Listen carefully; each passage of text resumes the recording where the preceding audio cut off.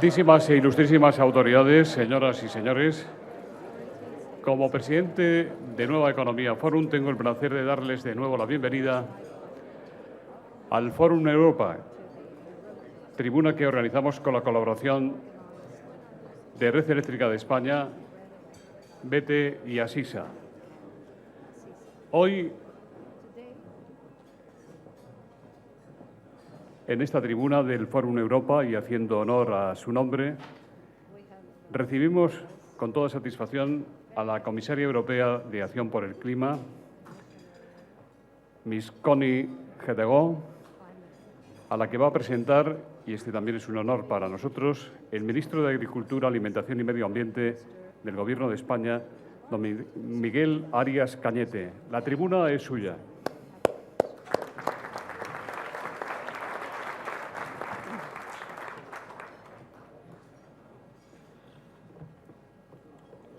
Muy buenos días, señoras y señores, secretarios de Estado, secretarios generales, diputados, señoras y señores, querida comisaria. Yo quiero, en primer lugar, agradecer al presidente del Foro Nueva Economía, José Luis Rodríguez, su invitación para presentar a la Comisaria Europea de Acción del Clima, Connie Hedegaard. Comparto con ella la gestión de un tema apasionante que condicionará de alguna manera el futuro de la humanidad y es un verdadero placer presentarla hoy. Connie ha sido pionera en toda su vida política y profesional. Fue la diputada más joven en el Parlamento danés, la primera ministra de Cambio Climático y Energía en Dinamarca y también la primera comisaria de Acción por el Clima de la Unión Europea. En todos los puestos ha desplegado siempre una gran capacidad de iniciativa y de liderazgo y su papel en la cumbre de Copenhague fue fundamental para incluir el cambio climático en la agenda política. La comisaria es, utilizando una expresión española que parece hecha a su medida, es muy peleona en todas las negociaciones. Por algo es siempre la última en dejar la sala. Quizás logra acumular esta energía que manifiesta en todos los foros, bajando a la calle en cuanto tiene unos minutos libres para tomarla directamente del sol, que tanto le reconforta. Y parece que logra transformar esa energía solar no solo en fuerza mental para el diálogo con todos, hasta donde sea necesario, sino para moverse por los pasillos de la Comisión de los aeropuertos con una rapidez endiablada de una velocista olímpica de 100 metros, y a su equipo y a algún ministro les ha sido muy difícil en ocasiones seguirlas.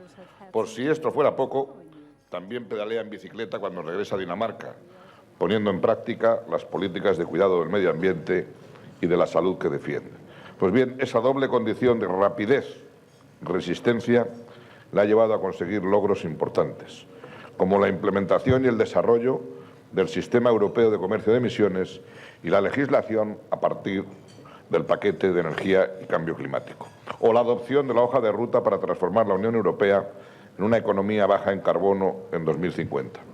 Connie está convencida de que no se podrá lograr un crecimiento económico sostenible si no se toman medidas respecto al cambio climático, sin olvidar su decisiva contribución para la adopción de un segundo periodo del Protocolo de Kioto, sin el cual habría desaparecido el único régimen legalmente vinculante de lucha contra el cambio climático en el mundo. Y tiene otra virtud muy relevante en un mundo como el actual, en el que la comunicación es una herramienta imprescindible en todos los ámbitos. Consigue hacer llegar los mensajes difíciles de una forma clara, directa y positiva, dotándolos de gran credibilidad e incitando al intercambio y la participación. Ese es precisamente el espíritu de la campaña El mundo que quieres con el clima que quieres, que presentó ayer en España. Ello le viene sin duda de su formación como periodista. Lo ha sido y lo es periodista de raza, porque sigue escribiendo en los mejores diarios europeos. Consolidó estabilidad en su paso por los más importantes periódicos daneses, entre ellos el Berlingske Tidende, el más antiguo de Dinamarca, creado en 1749, y en sus programas en radio y televisión como profesora de la Escuela de Periodismo y como autora de libros divulgativos sobre el cambio climático. Connie, licenciada en Historia, es capaz de mirar al futuro con determinación y clarividencia incuestionable. Parece seguir la máxima del filósofo danés Kierkegaard, que afirmaba que la vida solo puede ser comprendida mirando hacia atrás, pero ha de ser vivida mirando hacia adelante. Porque la Comisaria de Acción por el Clima reclama una visión a largo plazo para saber dónde llegar, dónde invertir inteligentemente y qué tecnologías potenciar. Afirma, como miembro del Partido Conservador danés, que lo mejor que se puede conservar es el medio ambiente para las generaciones futuras. Cree en la necesidad de sacar ventaja de la experiencia y no permanecer de brazos cruzados viendo cómo empeora la situación. De aquí su preocupación por el tiempo y su escrupulosa puntualidad. Ella suele decir de sí misma: "Patience is not my middle name". La paciencia no es mi segundo nombre. Y gracias a la impaciencia de personas como Connie, el mundo avanza en la buena dirección en el cambio climático. Desde febrero de 2010, la comisaria Hedegaard ha capitaneado la acción climática de la Unión, reafirmando el liderazgo europeo en la lucha contra el cambio climático y actuando con rigor, imaginación y vocación de servicio público. Sigue inmersa en esta importante tarea. El cambio climático es un hecho y Connie ha trabajado mucho para que lo veamos con nuestros propios ojos, recomendando incluso viajar a Groenlandia para apreciarlo in situ. Y si queremos mantener el calentamiento global a raya, la Comisión deberá afrontar todavía numerosos retos. Retos que pueden estar relacionados con la necesaria dotación presupuestaria, con propiciar cambios a tecnologías limpias, la implicación de todos los países y la concienciación de los ciudadanos europeos. Son retos enormes, pero como decía Ortega y Gasset, solo cabe progresar cuando se piensa en grande, solo es posible avanzar cuando se mira lejos. Estoy seguro de que Connie irá en esa línea, manteniendo la misma ilusión y energía, dialogando, comunicando y convenciendo. Querida Connie, contarás siempre con mi total y leal apoyo. Muchas gracias.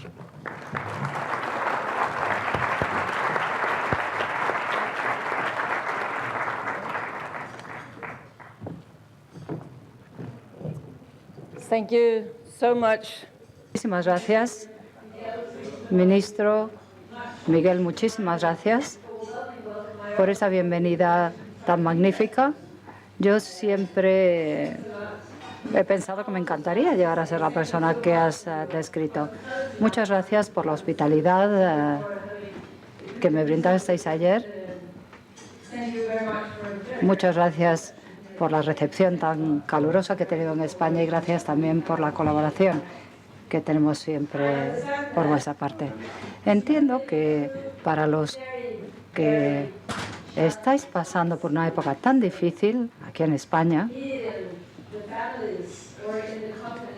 tanto las familias como las empresas, como los políticos responsables, debe haber gente que piense: Dios mío, pero si tenemos todos estos retos, todos estos problemas económicos tan urgentes que tenemos que resolver, y de pronto llega aquí esta señora y nos empieza a hablar del clima. ¿Qué pasa? ¿Que no saben en qué situación estamos? Sí, soy consciente de la situación en la que estáis y a título personal sé que la manera en que los españoles se han enfrentado a estos problemas ha sido impresionante. Por eso aprecio mucho la invitación que me hacen para hablar esta mañana en este Foro Europa, porque creo que demuestra que hay que pensar no solo en el corto plazo, como decía el ministro que decía Ortega, hay que pensar en el largo plazo, en el futuro. Y yo creo que esto es sumamente importante, es muy importante que como políticos lo hagamos. Entiendo que como empresa o como consejero delegado de una empresa, como político que intenta crear puestos de trabajo, bueno, pues evidentemente hay que pensar también en el corto plazo, pero como políticos yo creo que debemos ocuparnos no solamente de salir de esta crisis, sino hacerlo de una manera que nos haga más fuertes, ¿no? Una vez que hayan pasado todos estos problemas y dificultades en Europa. Yo he tenido una experiencia estupenda este año en el Foro Mundial Económico en Davos. Jim Kim, el director del Banco Mundial, ha sido invitado este año para dirigirse al foro de líderes o dirigentes, que incluye ministros de finanzas, primeros ministros, presidentes, etcétera. Y en ese discurso habló de la situación económica del mundo en el año 2013. Le dieron 10 minutos para hablar y 7 de los 10 minutos los dedicó a hablar del clima. E intentó explicar a este grupo de dirigentes y líderes tan distinguidos que no habían entendido lo que es el clima. La gente piensa que el clima es un asunto que tiene que ver con el medio ambiente, pero no. es un aspecto económico nuclear y demostró en su ponencia que si realmente queremos crecimiento en el mundo en el siglo XXI, crecimiento económico sostenible, pues entonces tenemos que ocuparnos también del medio ambiente y de los problemas asociados al clima. Y lo que él dijo a este grupo de dirigentes fue: hoy por hoy lo que hacéis es invertir como si viviéramos en el pasado en lugar de invertir en lo que hay que hacer de cara al futuro. Y en esa misma sala, Christine Lagarde, del Fondo Monetario Internacional, estaba, bueno, pues también participando en la mesa redonda y hizo eco del mismo mensaje. Y todo este debate fue moderado por el secretario general de la OCDE, que dijo exactamente lo mismo. Me parece que es muy interesante cuando los líderes de estas tres instituciones tan importantes como la OCDE, el Fondo Monetario Internacional y el Banco Mundial empiezan a hablar que lo que importa es el clima, que no solamente estamos hablando de un problema, de una amenaza distante que tiene que ver con el medio ambiente, sino que el clima afecta a nuestras perspectivas de crecimiento y nos afecta ya. Bueno, cuando les oí hablar en esos términos pensé, bueno, pues parece que las cosas avanzan lentamente, pero avanzan. Y yo creo que esto tiene mucho que ver con el hecho de que tenemos que entender que nos enfrentamos a tres crisis. Evidentemente, en Europa nos enfrentamos a una crisis económica que continúa. También hay un problema social y de puestos de trabajo. Nadie lo sabe mejor que ustedes, los españoles. Pero también tenemos una crisis de clima que no se resolvió. No resolvimos cuando nos ocupábamos de los problemas económicos. Y al mismo tiempo, lo triste es que el cambio climático no hace más que empeorar. Y está aumentando también la dependencia de Europa de combustibles fósiles importados. Según la Agencia Internacional de la Energía, dentro de 2 años, solo en 2 años, Europa va a superar la posición de Estados Unidos como principal exportador de petróleo. Y luego podemos hablar del gas procedente de esquistos. Ese es otro tema. Cualquiera que conozca este mercado sabrá que esto tampoco va a resolver los problemas de Europa, porque las cosas no van a ser como en Estados Unidos. Y si me permiten que hable un poco más, incluso, aunque lo lográramos, llevará mucho tiempo y nunca veremos los precios que tienen en Estados Unidos. Así que nuestra dependencia de energía no hace más que empeorar y lo mismo está ocurriendo con la factura que tenemos que pagar por combustibles fósiles, que evidentemente está afectando de forma muy negativa a nuestra balanza comercial. Bueno, también hay otra serie de problemas económicos y estratégicos, porque vivimos en un mundo en el cual, según Naciones Unidas, en el año 2030, o sea, dentro de 17 años, la demanda de alimentos a nivel mundial va a aumentar en un 50%. La demanda mundial de energía va a aumentar un 45% y la demanda mundial de agua va a aumentar en un 30%.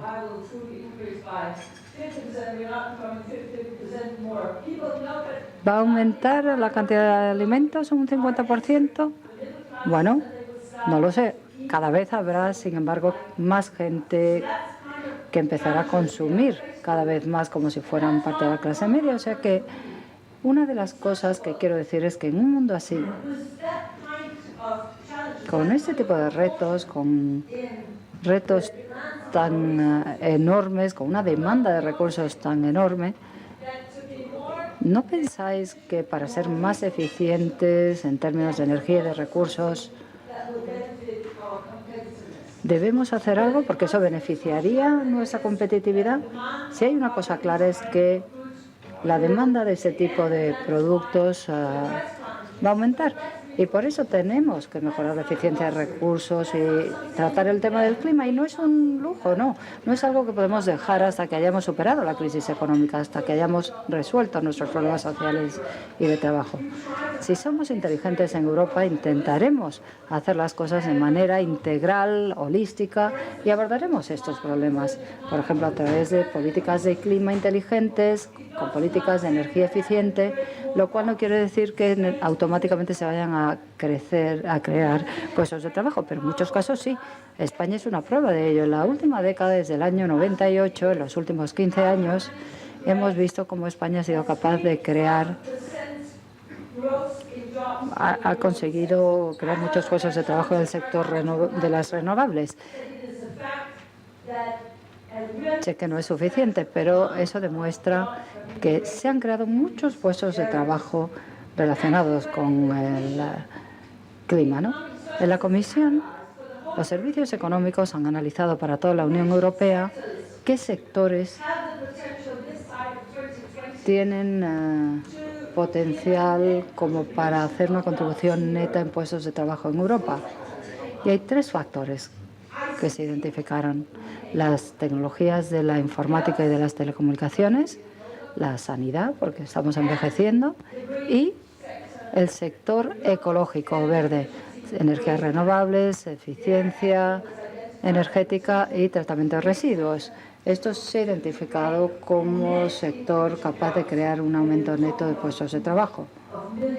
Y aquí estaríamos hablando de millones de puestos de trabajo que se podrían crear en el año 2000, de aquí al año 2020. Por eso la Comisión, a pesar de que estamos hoy muy ocupados enfrentándonos a esta crisis y a todas estas cosas, por eso hace algunas semanas presentamos un libro verde de política energética y medioambiental de aquí al año 2020. Nosotros pensamos que como inversores en el sector energético, como ministros que intentan adelantarse a lo que va a ocurrir y decidir qué hay que promocionar, si las energías renovables o el gas o qué, bueno, evidentemente tienes que saber qué va a ocurrir más allá del año 2020. Como me dijo un inversor, el año 2020 está a la vuelta de la esquina, es como si estuviéramos hablando del próximo miércoles. Por eso tenemos que pensar más allá del año 2020. Y por eso es por lo que intentamos sugerir con este documento que está ahora en proceso de consulta pública, intentamos decir que tenemos que definir ya los objetivos del año 30, pero también tenemos que pedir asesoramiento. ¿Cuántos objetivos debemos tener? ¿Cómo deben estar interrelacionados esos objetivos? Las metas de emisiones de CO2 son metas en las que todo el mundo está de acuerdo, pero en cuanto a eficiencia energética, ¿cuáles son los mejores objetivos más allá del año 2030? Sé que hay algunos, no muchos, pero algunos que incluso habrá en esta sala que dirán sí, pero realmente no podemos ocuparnos primero de los problemas que tenemos más acuciantes y ver si se puede hacer algo luego a nivel internacional y para entonces definir nuestras políticas. Bueno, debo decir que estamos negociando con los chinos, con los indios, con los americanos, con todos aquellos que en Durban, en el año 2011, admitieron que para el año 2015 deberíamos crear un nuevo régimen mundial en el cual todos nos viéramos vinculados legalmente. En lugar de volver al siglo XX en el que, bueno, pues el mundo está dividido entre los países desarrollados y los países en desarrollo. Los desarrollados tenían que hacer algo y los en desarrollo solamente podían contribuir si lo querían, ¿no? Bueno, pues el mundo en el que vivimos hoy no es así. La realidad es que en los próximos 12 meses, probablemente, la emisión per cápita media de los chinos superará la emisión media de los europeos. Y en un mundo así, los grandes emisores de las economías emergentes tendrán también que asumir su responsabilidad y tendrán que vincularse legalmente también. Así que en paralelo a lo que estamos haciendo en Europa, también se están produciendo una serie de negociaciones a nivel internacional. Pero les quiero decir que lo que no podemos hacer es ir a esas negociaciones con las manos vacías. Debemos demostrar qué es lo que Europa está dispuesta a hacer de aquí al año 2020 y más allá. Luego habría que hablar de cómo se puede reflejar esto en un acuerdo internacional, pero también por nuestro propio interés económico debemos reflexionar ¿Dónde queremos estar de aquí al año 2030? Hay una cosa que hemos observado en Europa que hemos visto que funciona. Me refiero a establecer objetivos, definir dónde queremos llegar y luego intentar crear, como hemos hecho en la última década, un mercado europeo de la energía. Eso es lo que estamos intentando hacer. A lo mejor recordaréis hace 10 o 15 años cuando la gente pensaba en energía solo dentro de sus fronteras nacionales. Bueno, pues en Europa no nos podemos permitir eso. Tenemos que unificar la manera en que nos planteamos la energía en Europa, porque es la manera más costo eficiente de hacer las cosas y además es por eso por lo que la Comisión Europea apoya también la interconexión entre España y Francia. Por ejemplo, sabemos que la infraestructura, las redes, son absolutamente esenciales para tener éxito con cualquier política relacionada con el clima. Y hay otras cosas que podemos hacer, y voy a ser muy breve. Podemos establecer objetivos, normativas, como hemos hecho con la Directiva de Eficiencia Energética a nivel europeo, regular los coches, los combustibles. Hay muchas cosas que nos pueden ayudar a crear ese mercado único y un terreno de juego igual para todos. Pero hay un tercer elemento que también es muy importante. Me refiero a la fijación de precios. ¿Cómo podemos poner precio a lo que contamina? Esta es una discusión que llevamos teniendo en Europa décadas. Los que contaminan deben pagar. Y como saben, tenemos un plan de comercio de emisiones en Europa y cuando hablo de esto no me gusta porque es muy complicado, no es un tema agradable para un desayuno como este, pero bueno, como sabéis, tenemos algunos problemas con este sistema de comercio de emisiones en la actualidad y sé que muchos de ustedes seguro que estarán al tanto, ¿no? Pero permítanme decir lo siguiente, yo entiendo, claro, que las empresas digan: tenemos un sistema basado en mercados. No lo toquéis, dejadlo como está. El hecho de que los precios hayan bajado de 30 euros por tonelada emitida a 4 euros antes de la votación del otro día, pues no constituye ningún problema, es simplemente un reflejo de los precios del petróleo. Y yo estaría de acuerdo desde el punto de vista de que un sistema basado en el mercado, cuando hay precios X y baja la demanda o baja la producción o aumenta la producción, bueno, pues es natural que los precios bajen también. Y claro, por eso tenemos un sistema basado en un mercado. Pero ahí no es realmente donde está el desacuerdo.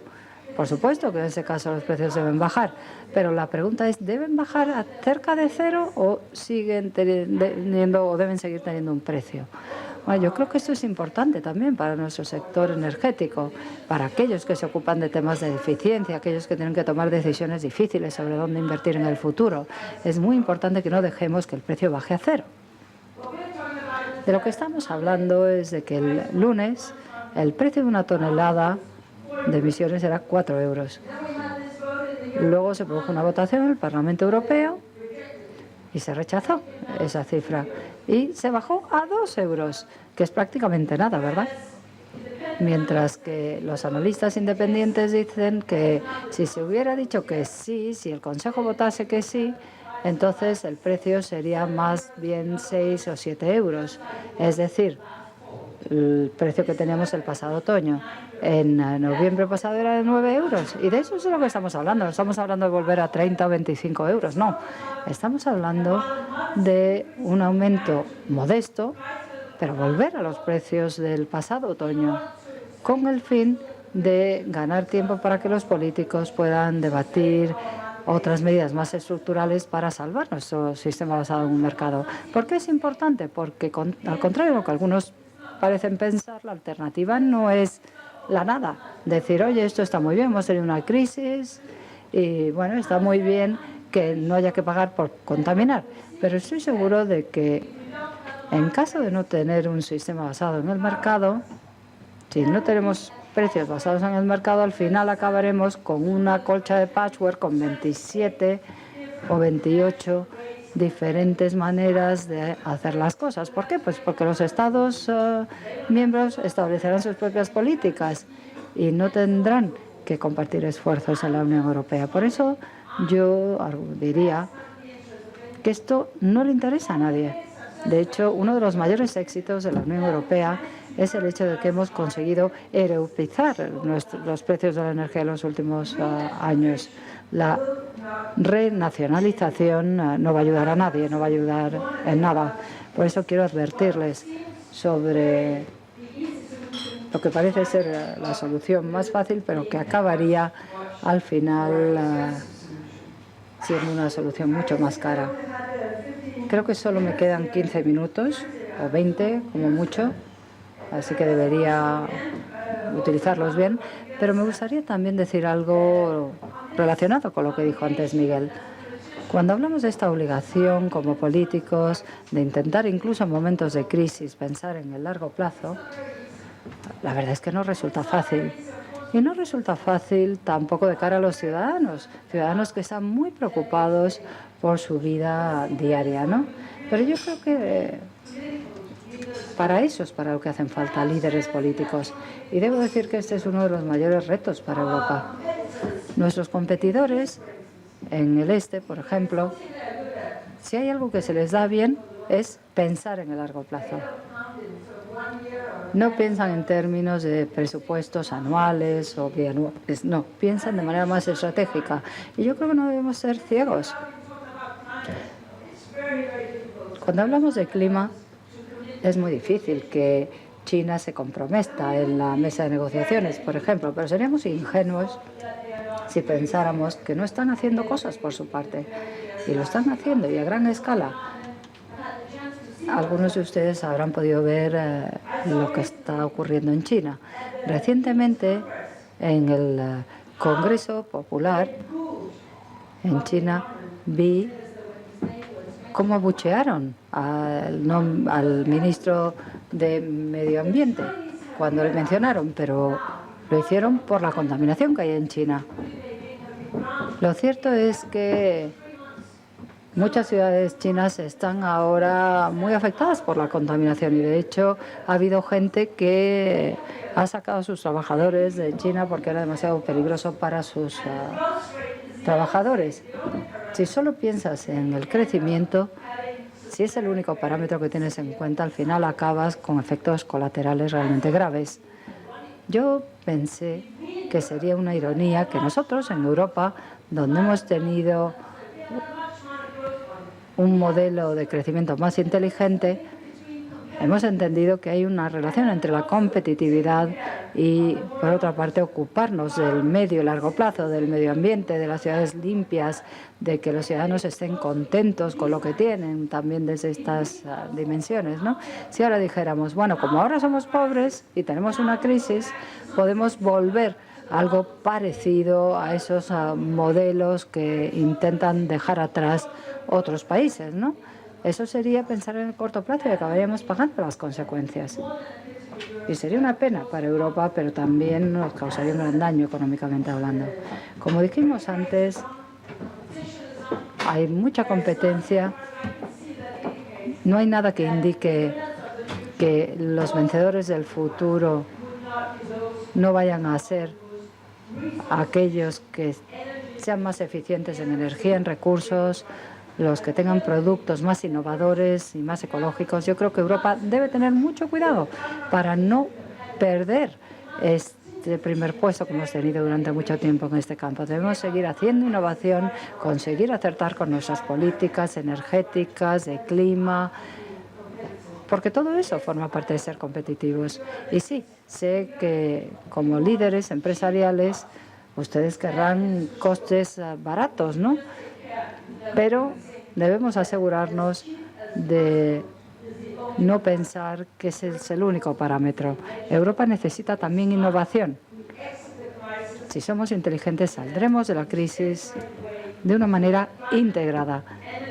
Clima, energía, necesidades futuras, inversiones futuras, todo ello debe interrelacionarse en nuestra solución al problema de la crisis.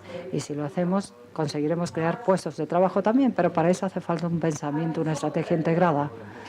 Me han dicho que lo más interesante de estas reuniones no es la conferencia que da el orador, sino las preguntas. Así que ahora los toca a ustedes. Muchas gracias por su atención.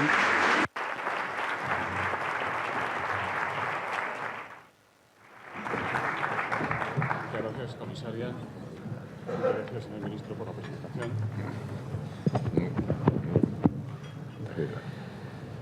Bueno, pues empezamos, si les parece bien, con las preguntas.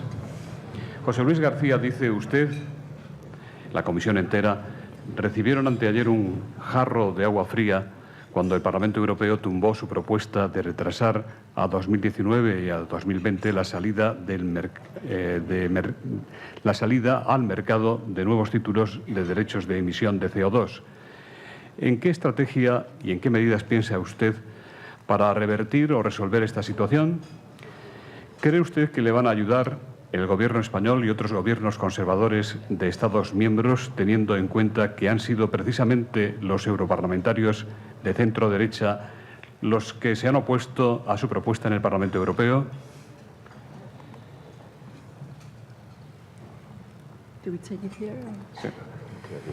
Okay. Muchas gracias por la pregunta. Yo diría que si vemos cómo se produjo la votación en el Parlamento, pocas veces he visto una votación tan parcheada, ¿no?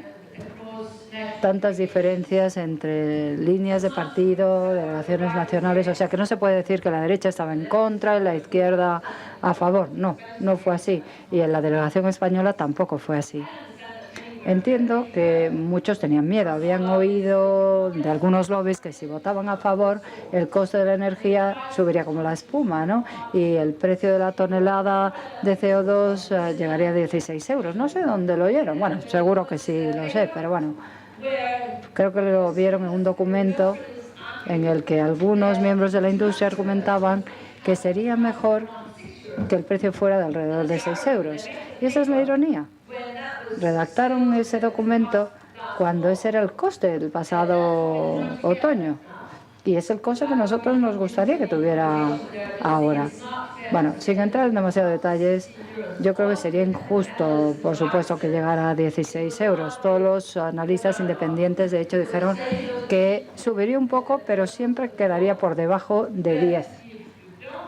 Y si no se votaba afirmativamente, bueno, pues el riesgo era que el precio se desplomara. Ahora, ¿qué pasa? Que la presidencia islandesa va a intentar acelerar las negociaciones en el Consejo. Cuando proponemos algo, como Comisión hay dos organismos que tienen que dar su respuesta, el Parlamento Europeo y el Consejo. Y ahora el Consejo tiene que hacer oír su voz. Y quiero corregir una cosa, un malentendido que muchos tienen. Yo soy conservador y si piensan que la centroderecha, los gobiernos conservadores de Europa no apoyan esto, se equivocan. El gobierno británico apoya nuestras iniciativas, el sueco también. Muchos gobiernos liberales conservadores en Europa lo apoyan. Hay algunos parlamentos que no han adoptado una postura todavía. Polonia, por ejemplo, ha anunciado que no lo apoyan, pero Francia está a favor. Ya sé que no es un gobierno conservador, pero están a favor. Italia está a favor, que se parece más a un gobierno conservador. El Reino Unido, como he dicho, está a favor. Muchos de los grandes están a favor. Y en Alemania, el ministro conservador alemán anoche repitió de nuevo en la televisión alemana que estaba muy a favor. Y lo mismo con los ministros de los Länder, ¿no? Todos lo apoyan. En la coalición solamente hay alguno que no está de acuerdo. Y la tradición que ellos tienen es cuando no están de acuerdo todos en la coalición, pues entonces no votan ni a favor ni en contra. Pero bueno, ahora veremos. La presidencia irlandesa ha pedido al Consejo que vote. Todos los votos contarán y luego la Comisión, el Parlamento Europeo y el Consejo se reunirán en un triálogo y veremos qué pasa. Y en paralelo, como mencioné antes, vamos a presentar ahora un documento sobre estrategia a largo plazo y estamos preparando también un debate sobre las opciones más estructurales para el comercio de emisiones, porque la última palabra vendrá pronto. Mucha gente ha dicho, tenemos que parar esta sangría, impedir que el precio llegue a cero. porque eso significaría que acabaríamos sin un sistema basado en el mercado. Y luego tendremos que ver otras cosas más a largo plazo, pero la ironía es que algunos de los que votaron a favor en el Parlamento eran personas que estaban en contra del mercado. Y el grupo EPP, el Grupo Popular Europeo, que normalmente defiende un sistema basado en el mercado, recomendó a sus miembros que votaran en contra. Sin embargo, 80 miembros rompieron la línea de partido y ayudaron o intentaron que se aprobase. Respuestas más concisas posibles. Ya sé que es muy difícil, pero tenemos muchas cuestiones. Y también quiero decir que si el señor ministro quiere intervenir, y con permiso de usted, señora comisaria, para precisar la posición española en alguno de los temas que se están planteando, yo le ruego que lo haga. ¿Quiere hacerlo, señor ministro, ahora? Carmina Fuentes le pregunta, señora comisaria, si coincide usted con la opinión del Partido Socialista Español, que cree que Europa flaquea en su lucha contra el cambio climático y que se va camino de convertirse en un desierto. Ayer usted estuvo reunida con representantes del Partido Socialista Español. Me reuní con representantes de muchos partidos ayer, de hecho, pero para ser breve, no creo que sea cierto. Yo creo que costará encontrar una persona en el mundo que haga más por luchar contra el cambio climático que los europeos. Tampoco debemos ser autocomplacientes, porque de hecho ya hay muchos otros que están viendo las perspectivas de todo este mercado verde, ¿no? Pero bueno, no hay ningún lugar del mundo que esté desempeñando un papel más importante que Europa. He sido breve, esta vez.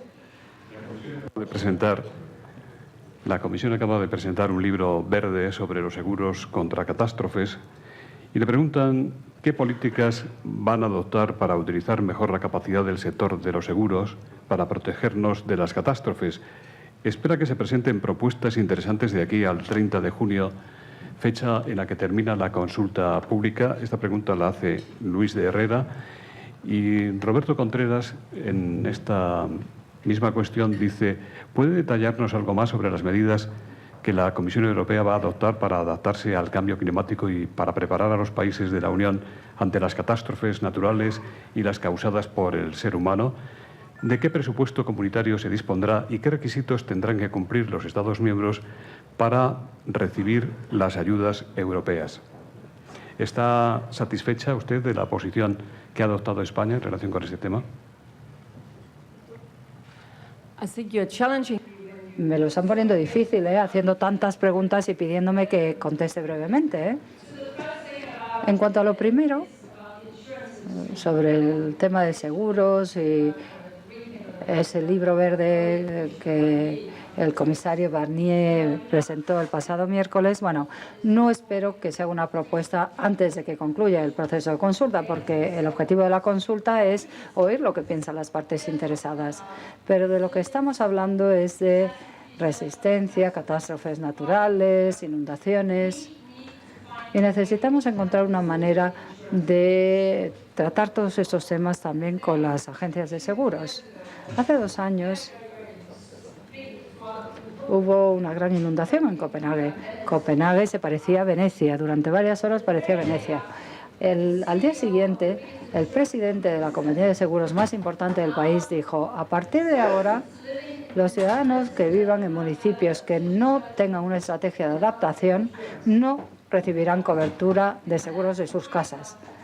Ese es el tipo de retos a los que nos vamos a enfrentar en el futuro y es el tipo de discusiones o de debates que hemos iniciado en la Comisión para ver si no deberíamos involucrar a las compañías de seguros en todo esto.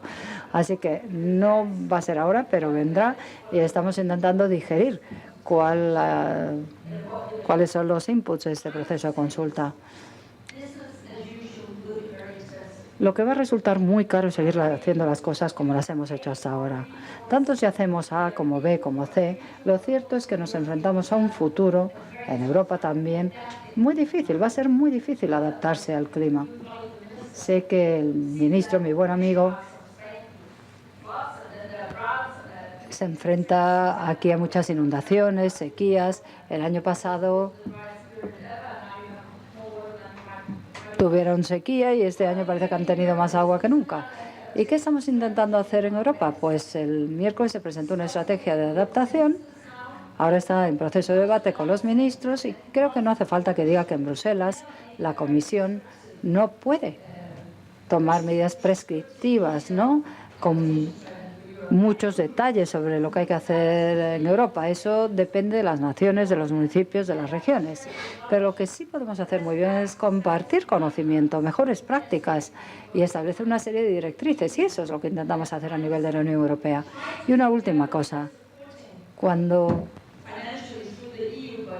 apoyamos distintas inversiones de Estados miembros a través del presupuesto comunitario, nos aseguramos de que los proyectos estén a prueba del clima. ¿Qué quiere decir? Que si queréis construir una nueva autovía, pues que lo hagáis sin que haya riesgo de inundaciones continuas de aquí a dentro de 10 años.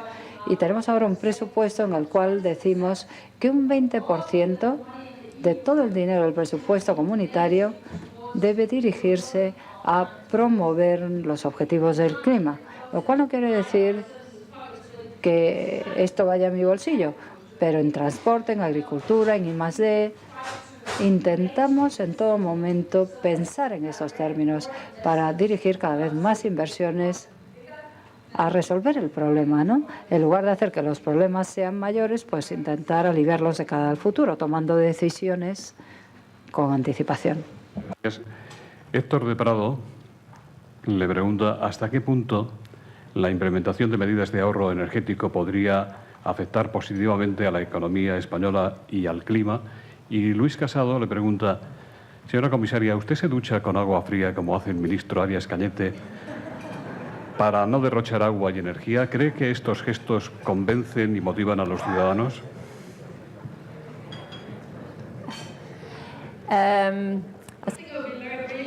Aquí voy a ser muy breve, ¿eh? Y le daré la palabra a Miguel para que él conteste. No, yo no me doy duchas frías y debo decir que es lo último a lo que estoy dispuesta a renunciar, a mis duchas calientes. Y sin estar demasiado en desacuerdo con Miguel, quiero decir que la campaña que se lanzó ayer aquí en España trata exactamente de todo lo contrario. Es una manera de decir a la gente, piensa un poco más en las cosas que haces en tu vida cotidiana, en tu vida diaria. No estamos hablando de que no se puede hacer nada, de prohibirlo todo, no. Ahora bien, si pensamos un poquito más en lo que hacemos cada día, por ejemplo, cómo utilizamos los aparatos eléctricos en casa, los electrodomésticos, qué decisiones tomamos cuando compramos un coche nuevo, todas esas cosas que son muy fáciles y que parecen poca cosa, al final contribuyen mucho a cambiar nuestra mentalidad y a aumentar nuestra responsabilidad. Y de eso va la campaña. Y quiero decir que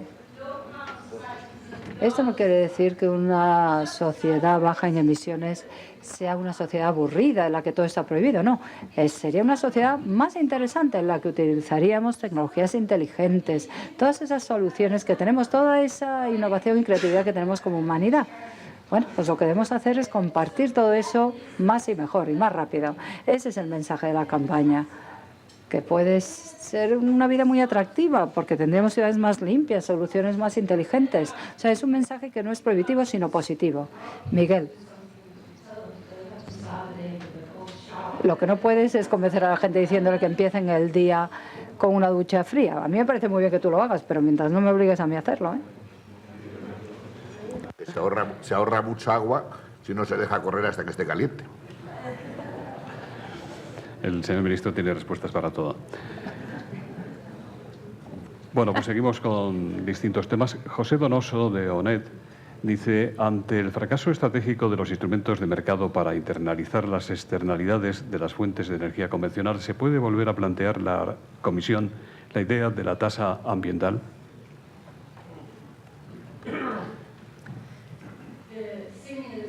Bueno, en ese caso no lo tendremos a nivel europeo.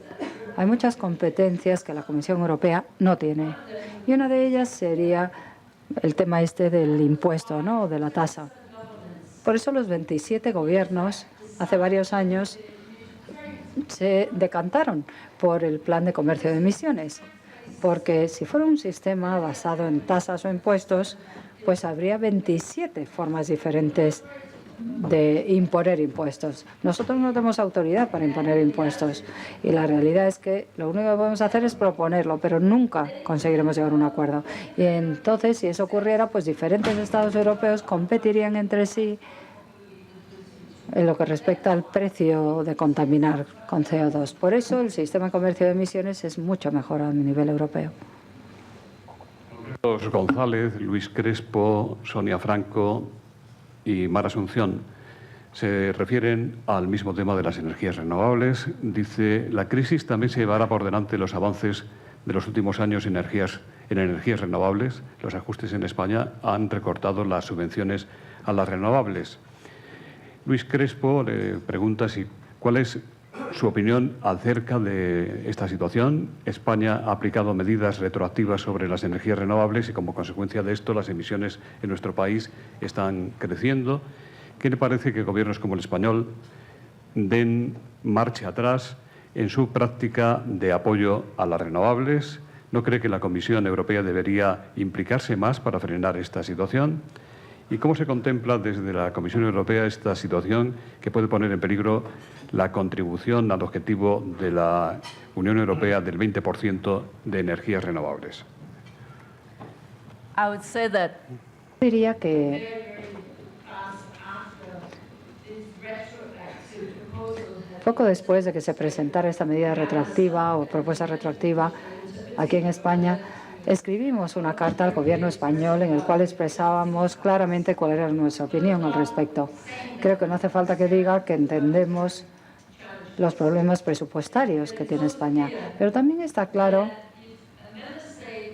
que si un Estado miembro de pronto cambia las cosas de manera retroactiva, eso tiene consecuencias no solamente de cara a la confianza de los inversores en ese país, sino que emite una señal a inversores de toda Europa en el sentido de que, bueno, mira lo que está ocurriendo en España, eso puede ocurrir en otro lugar. Por eso, a pesar de que entiendo por qué el gobierno español ha tenido que hacerlo, porque claro, lo que tampoco podemos hacer es dar demasiados subsidios o subvenciones, pero yo creo que la lección que debemos aprender es que tenemos que tener mucho cuidado cuando creamos planes de apoyo en un sentido o en otro.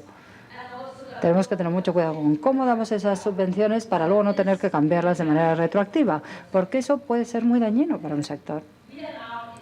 Actualmente la Comisión, en paralelo con este proceso 2030 del que hablé antes, estamos revisando las guías de ayudas estatales al medio ambiente y a la energía y, entre otras cosas, estamos analizando las subvenciones a las renovables, porque somos conscientes de que una de las razones por las que las renovables se puede acusar a las renovables de ser caras es precisamente por los sistemas de alimentación. Yo pienso que después del año 2020, si tenemos una banda de precios de combustibles fósiles así, a partir del año 2020 muchas tecnologías renovables estarán dentro de la misma banda, empezarán a ser competitivas con los combustibles fósiles, con lo cual está claro que si, por ejemplo, la eólica se vuelve competitiva después del año 2020, pues tendremos que dejar de subvencionarla, ¿no? Deberíamos tener un sistema más dinámico, ¿no? Las tecnologías nuevas y maduras deben ser ayudadas para entrar en el mercado, pero sin subvencionar otras tecnologías o industrias más competitivas. Por otra parte, lo que no podemos tener es un precio de energía en Europa establecido que luego, bueno, pues dependa de los presupuestos nacionales. Como consecuencia de tener una política energética más europea, yo creo que tendremos también una forma más armonizada de subvencionar todas estas tecnologías e industrias. La ministra de Medio Ambiente del Gobierno español, Cristina Narbona, le pregunta si ha evaluado la Comisión Europea las consecuencias de la reforma de la Ley de Costas en España y si considera que sería coherente con la exigencia de adaptación al cambio climático. Raquel Castillo, de Reuters, dice la nueva ley de costas actualmente en tramitación incluye medidas como reducir la zona protegida y la privatización de las salinas. Greenpeace ha advertido que podría llevar a la destrucción de las escasas zonas vírgenes en España. ¿Está al tanto de estas medidas? ¿Qué opinión le merecen? Very good to see you. Me alegro de verte, Cristina Narbona, de ver que estás aquí. Cristina, debo decir que esto es algo que deberíais preguntar al comisario de Medio Ambiente. No sé si se ha hecho un análisis más detallado sobre esta cuestión, pero esta pregunta deberías dirigírsela a él, porque es un tema más técnico que no conozco bien. No me ocupo de este tema porque es su responsabilidad, la responsabilidad de mi colega. Romero, de la Plataforma para un Nuevo Modelo Energético, dice: ¿su gabinete ha evaluado las consecuencias de los cambios regulatorios en la política energética de España?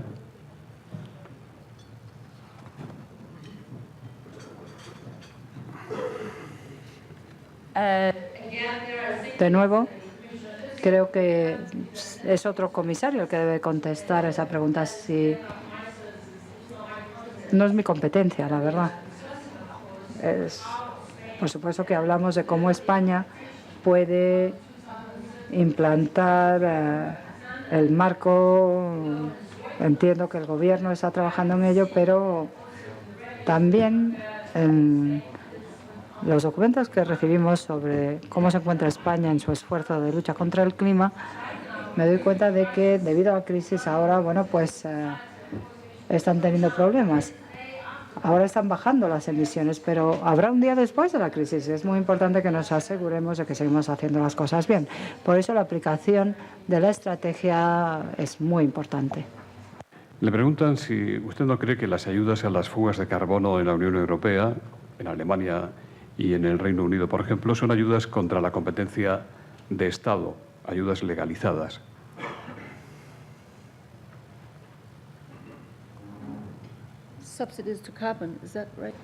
¿A qué se refieren? ¿Subvenciones a las emisiones de carbono? Fugas de carbono en la Unión Europea, Alemania y Reino Unido son ayudas contra la competencia del Estado legalizadas. Y le preguntan si esto es cierto.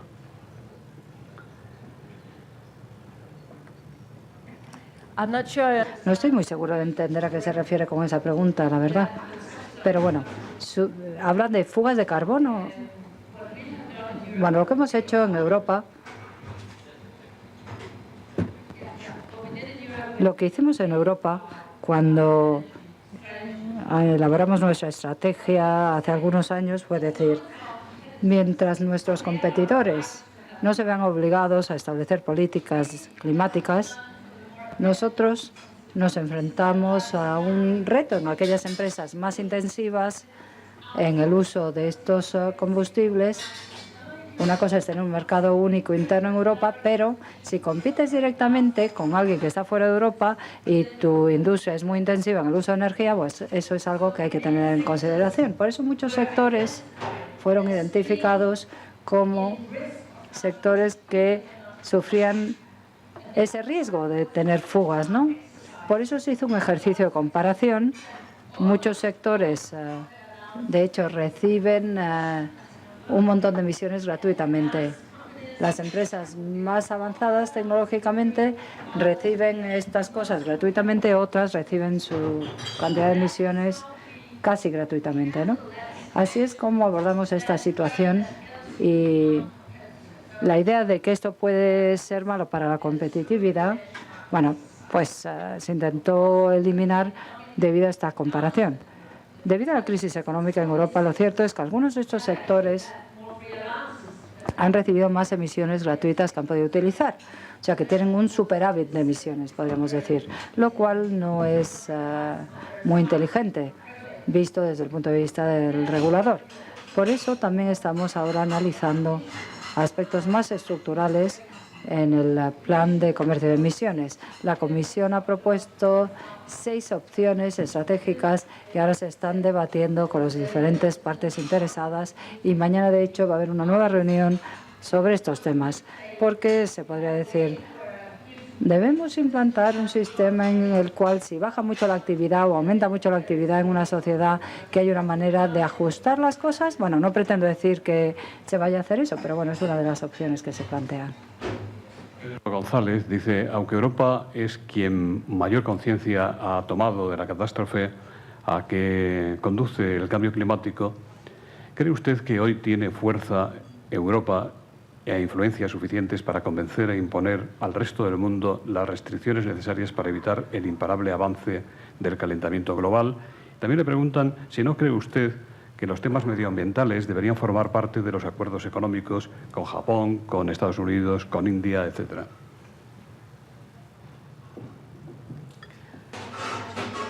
Creo que es importante, cuando llegamos a acuerdos económicos y de comercio en el siglo XXI, es muy importante que tengamos en cuenta también los aspectos medioambientales, para no llegar a acuerdos que al final nos hagan competir sobre la base del mínimo denominador común en materia de clima.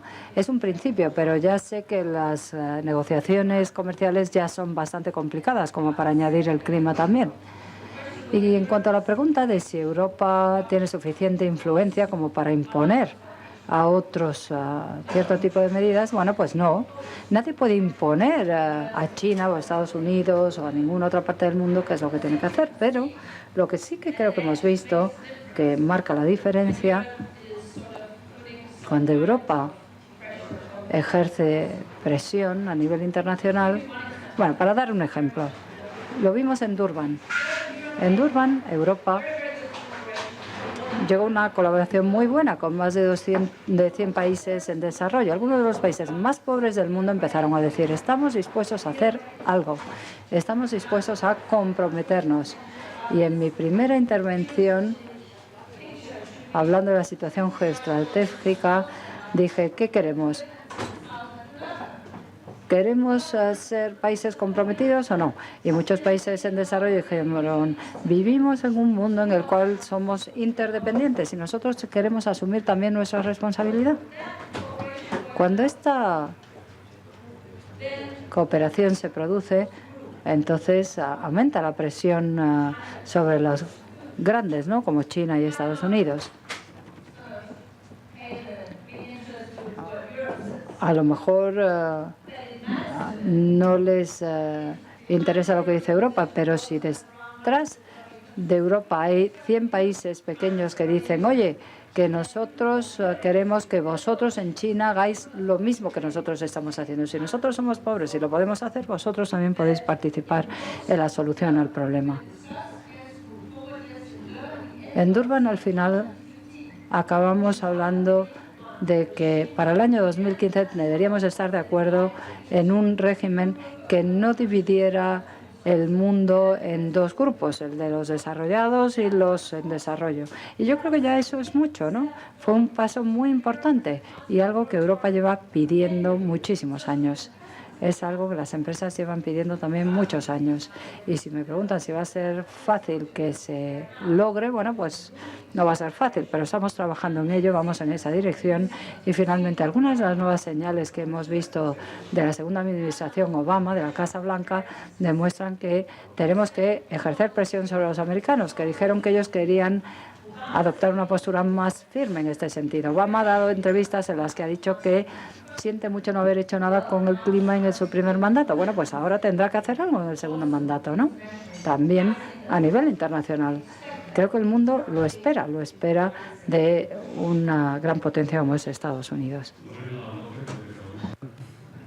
Le pregunto qué opina sobre el mix energético en Dinamarca, donde el carbón ocupa el 40%, y sobre el carbón y cómo la comisaría estaría a favor de las minas de carbón sin ayudas.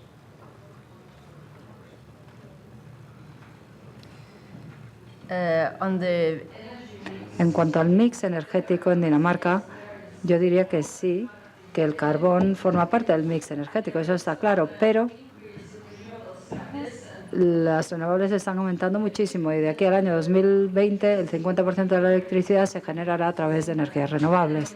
Así que Dinamarca es uno de los países que está diciendo adiós al carbón, no de la noche a la mañana, pero de tener cero renovables hace 20 años, estamos pasando una situación ahora en la que hay muchísimas renovables en el mix energético. O sea que en ese sentido se está intentando hacer lo correcto. Y por cierto, es uno de los ejemplos de que se puede exportar buenas soluciones energéticas. Las soluciones energéticas representan hoy más de un 10% de las exportaciones danesas. Hace 20 o 30 años era cero. Y ese es un buen ejemplo de cómo se pueden crear puestos de trabajo. Y, por cierto, también en zonas rurales. Algunas de las empresas más ecológicas de Dinamarca están ubicadas en zonas rurales, donde, bueno, están creando muchísimos puestos de trabajo. Hace poco visité una de estas empresas que está en uno de los sitios más aislados del mundo y donde trabajan 4.500 personas que, bueno, allí fabrican las bombas más ecológicas del mundo. O sea que Dinamarca es una prueba clara de que se puede combinar esto con una buena economía. ¿Se debe subvencionar el carbón? Bueno, no sorprenderá que yo diga que debemos hacer que los combustibles fósiles y sus subvenciones vayan desapareciendo en el mundo del siglo XXI. No me parece inteligente que cuando damos tantas subvenciones a las renovables, al mismo tiempo estemos subvencionando a los combustibles fósiles. Esa estrategia no es inteligente y lo que digo vale para todos los países. Dicho esto, entiendo que no se puede hacer desaparecer nada de la noche a la mañana. Hay temas sociales, hay que hacer las cosas gradualmente, pero quiero decir a mi amigo el ministro español que me encantó ver que están ustedes también reduciendo las subvenciones a las minas de carbón. Al final yo creo que eso tiene buen sentido económico. Guerrero, de ADENA, dice: la crisis económica condiciona el comportamiento de los Estados miembros a la hora de cumplir con los objetivos fijados por la Unión Europea para combatir el cambio climático.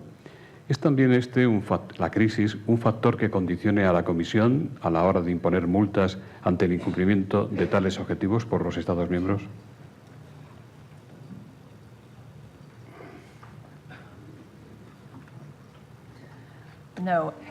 No, de hecho, la Comisión lo que hace es hacer cumplir la legislación. Intentamos encontrar maneras de hacerlo de manera que tenga sentido en países en los que, bueno, lo que hacemos es pedir a los países que tengan mucho cuidado también con sus presupuestos públicos. Pero bueno, es un poco como si Bruselas se estuviera poniendo muy difícil. Bueno, pero es que Bruselas no vive en una burbuja. Bruselas refleja lo que pasa en Europa. Pero también debo decir que me siento muy orgullosa de formar parte de una comisión en la que hasta ahora se ha entendido de manera muy profunda que, independientemente de cuán grave sea la crisis que afecta a Europa, también tenemos que entender que nos enfrentamos a muchos otros problemas, que no solamente tenemos el problema de la economía, sino que hay otros problemas. Y hasta ahora yo creo que hemos conseguido avanzar bastante a pesar de todos los retos y dificultades en Europa. Ya terminamos con esta pregunta. Es de don Juan Suñé, del Ministerio de Asuntos Exteriores español, y dice: siendo usted una de las principales figuras del Partido Conservador danés, el cual se halla en un momento delicado, ¿prevé usted su regreso a la política activa en Dinamarca? También le preguntan si estaría usted dispuesta a volver si se requiere su capacidad política, su condición de política de raza, a la que se refería en su presentación el ministro español de Agricultura. Bueno, no me sorprendería que me hicieran esta pregunta en Dinamarca, pero sí que me sorprende que me lo hagan aquí, que me lo haga alguien del Ministerio de Asuntos Exteriores español, no sé. Bueno, la verdad es que estoy bastante ocupada con el trabajo que ya tengo, intentando ocuparme de que Europa avance en este sentido, para no caer en la trampa del cortoplacismo. Esto es algo que algunos de los competidores que tenemos en el mundo han entendido que no les va bien, ¿no?, el ser cortoplacista. Y bueno, como líderes políticos es muy importante que lo hagamos. Yo admiro muchísimo al ministro Cañete, sé que debe ser muy difícil hacer su trabajo ahora. La verdad es que estar en el gobierno español en esta época debe ser muy duro, pero bueno, agradezco mucho su cooperación y me siento impresionada por el hecho de que nos sigan apoyando y que quieran que sigamos adelante, porque parece que se dan cuenta de que lo importante no es solo la economía en el mundo, con lo cual no quiero decir que la economía no sea importante, pero al final lo que tenemos que saber es cómo vas a conseguir ese crecimiento tan necesario para nosotros, para el mundo, para los ciudadanos en el siglo XXI. Y si no hacemos las cosas bien, entonces nos enfrentaremos a enormes problemas en el futuro que causarán más daño a nuestros ciudadanos y a todos los ciudadanos del mundo, mucho más de lo que podemos imaginar hoy. Por eso creo que es muy importante que avancemos en este sentido. Muchísimas gracias por todas las preguntas tan interesantes que me han hecho esa mañana. Siempre es un placer estar aquí. Tuve la ocasión de venir hace algunos años y debo decir que, bueno, pueden ponerse ustedes en contacto con nosotros en Bruselas para darnos sus opiniones, porque valoramos muchísimo ese tipo de diálogo con las distintas partes interesadas, vengan de donde vengan. Muchas gracias. En nombre de las entidades que hacen posible el Fórum Europa, don Ramón Luis Pérez, director de British Telecom en España, va a despedir el acto. Simplemente para cerrar el acto, agradecerles a todos ustedes su asistencia en nombre de Red Eléctrica de España, SISA y IBT. Agradecer al señor ministro Arias Cañete su participación en el día de hoy. Y, por último, agradecer a la señora comisaria Hedegaard, sobre todo la pasión con la que creo que nos ha transmitido su compromiso con el futuro nuestro y probablemente también de nuestros hijos. Muchas gracias. Esperamos que haya sido de su agrado.